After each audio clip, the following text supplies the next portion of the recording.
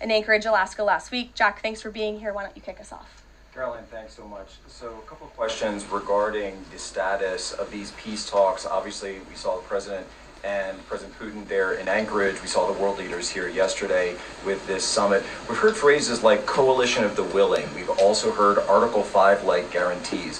When it comes to the security guarantees, what is the current status of that? I know the President earlier today mentioned boots on the ground would be UK, France, Germany possibly, but unequivocally said no U.S. troops on the ground, but U.S. coordination. Can you elaborate on that, and what would the red lines be? Sure. Well, you got to the heart of what I was going to say to all of you today on security guarantees, which is the President has definitively stated U.S. boots will not be on the ground in Ukraine, but we can certainly help in the coordination and perhaps provide other means of security guarantees to our European allies. The President understands security guarantees are crucially important to ensure a lasting peace, and he has directed his national security team to coordinate with our friends in Europe and also to continue to cooperate and discuss these matters with Ukraine and Russia as well.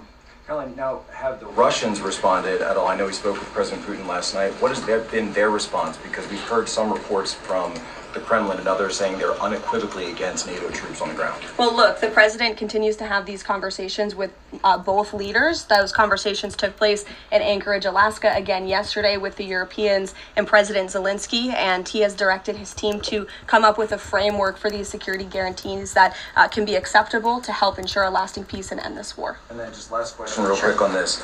Regarding some of the funding, we're hearing questions about another round of weapons sales or possibly a round of U.S. purchases of Ukrainian drones.